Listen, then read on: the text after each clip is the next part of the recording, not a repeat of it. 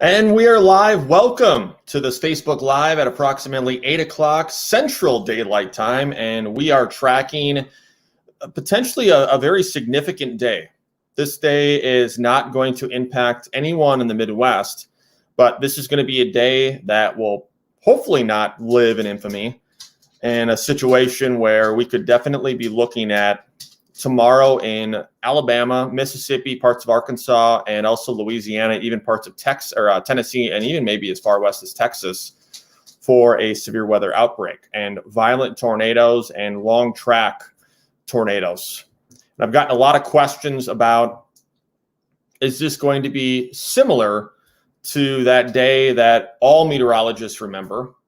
There's probably 2 days that really live in what we say infamy of a tornado outbreak, the super outbreak of 1974, and then April 27th, 2011, that, almost about 500, 600 people died on that day. So I've already gotten messages. I've already got questions about that. So let's talk. I'm going to let everybody jump on. I want everyone to do a couple of things. Let me know where you're watching from, and please share this on your Facebook page. I'm going to let my dog out before he goes crazy.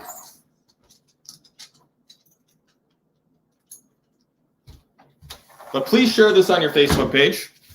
We're going to be talking probably for the next 10, 15 minutes about what we're expecting and how this is all going to set up. So sharing this, commenting where you're watching from, and what you want to know about this outbreak, all important things.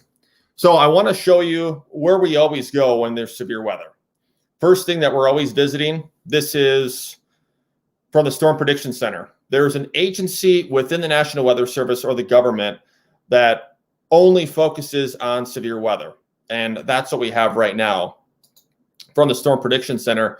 They go out, they look at day 1, day 2, and day 3 of what they could see for severe weather. This has been out for 5 days, a significant chance of severe weather. And in fact, late last week, we were already looking at what this was going to look like for Wednesday. Now, we're a day out, folks, and we already have level 4 out of 5, which is pretty rare company to be at a moderate risk in such a large area to be talking about severe weather. So in that red is level 4 out of 5. In the Midwest, I have never personally forecasted in a moderate threat for severe weather. I've only been in the enhanced, the slight, the marginal, and the thunderstorm.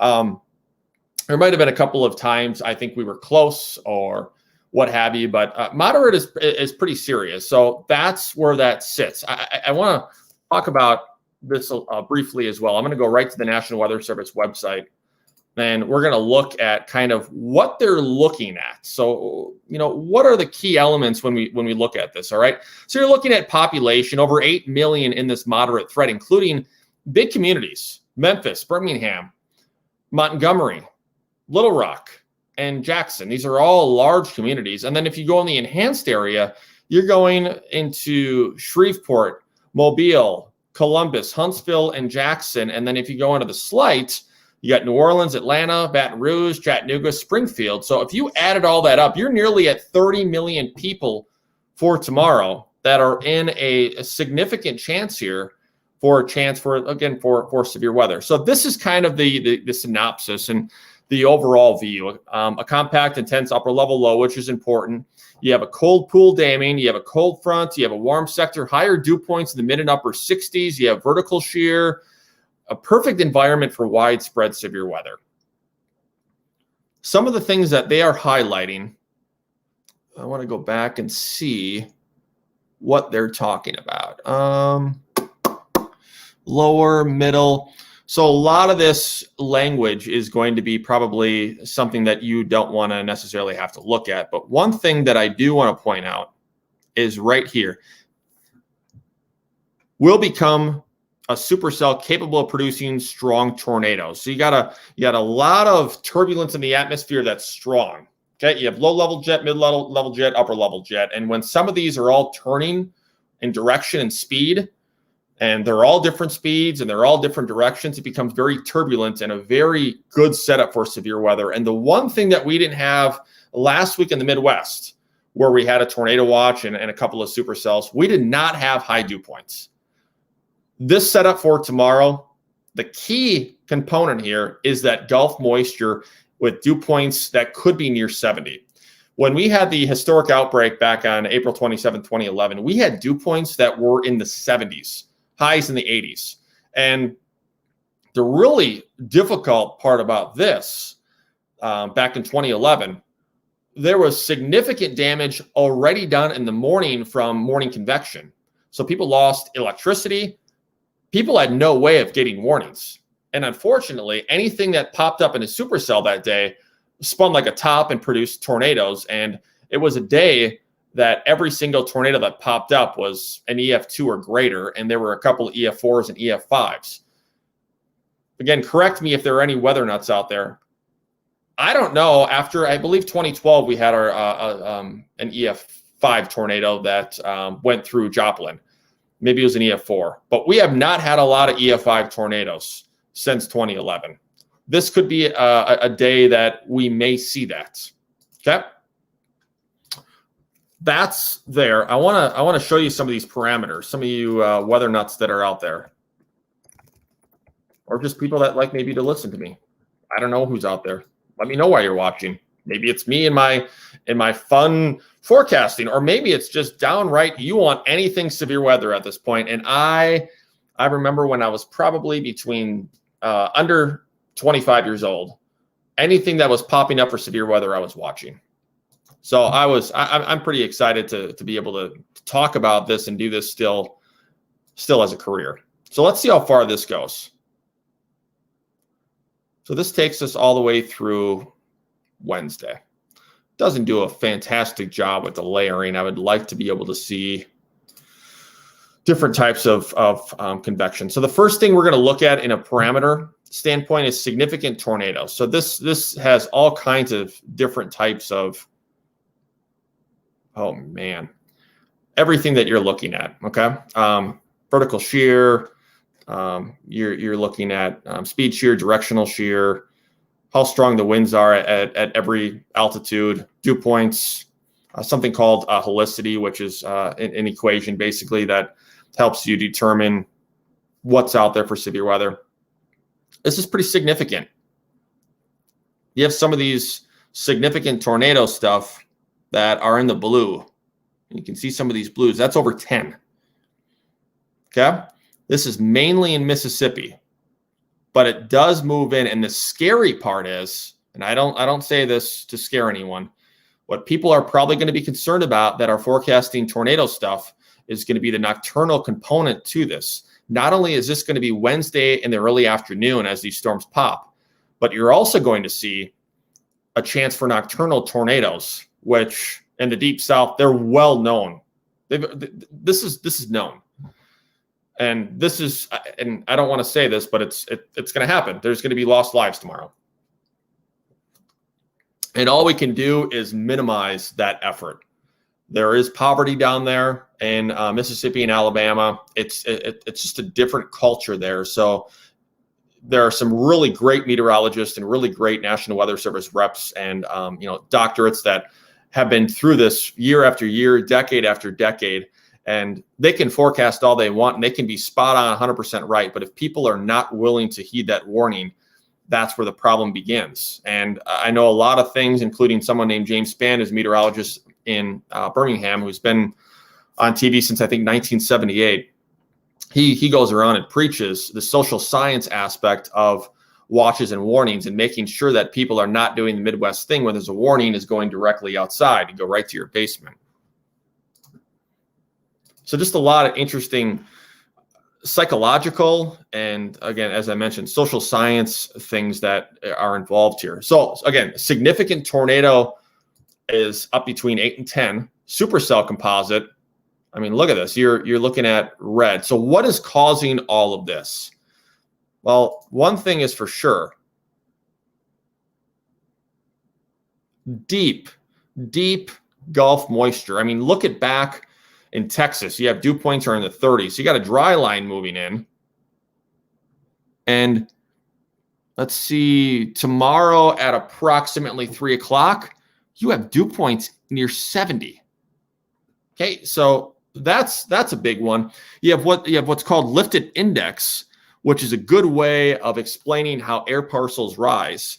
And you're seeing if anything is positive, like it is over here, you have high pressure and things are coming down. So the air density is much different. There's a lot of lift here, a lot of density proportions. So that is where the problem is with two things. You look for lift, you look for moisture, you have both of that, you look for instability. And then the last thing, what you look for is something called shear. And there's certainly a lot of shear when you look at helicity. So there's the helicity. This is what we call updraft helicity, and these are pretty high numbers. But there's also different layers of helicity. Okay, all that means in layman's terms is just the amount of shear. So as I always explain, shear is turbulence in the atmosphere, and I've always explained this to kids, schools, adults. Think of a pen in between my fingers. Okay.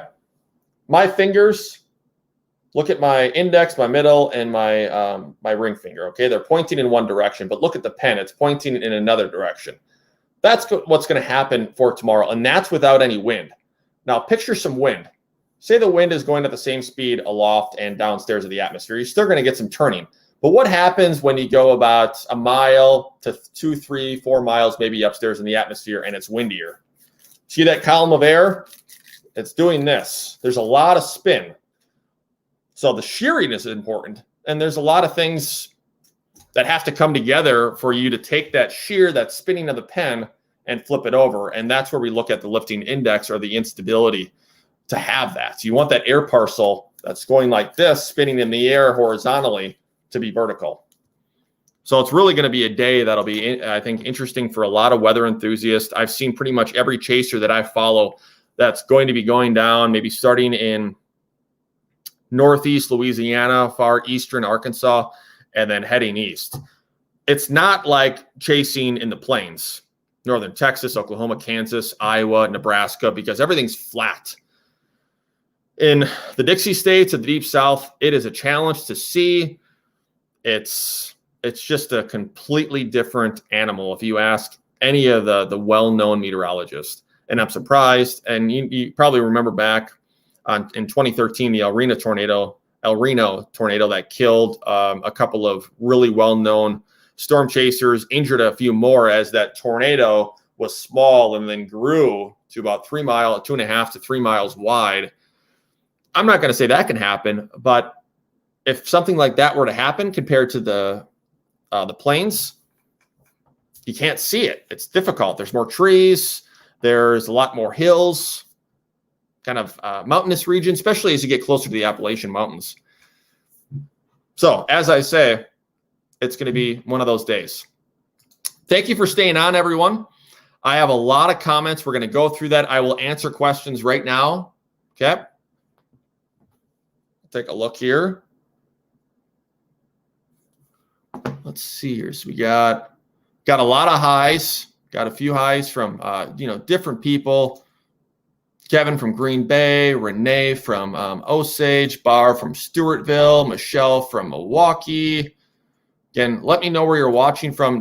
Nate is talking about, I can't believe there are 2 days in the Deep South. Yep, they were talking about the La Nina. That may be something we talk about. Hi from Memphis, Tennessee. We're definitely under the gun. Daryl, yes, you are under the gun. I believe you are under that slight risk. We'll go back to that map so everyone can see that. Yeah, you're under the moderate threat, Daryl. Yeah, there's Ryan from Moore, Oklahoma. Yep. Oh, Ryan is talking about that one. Kevin is a storm spotter.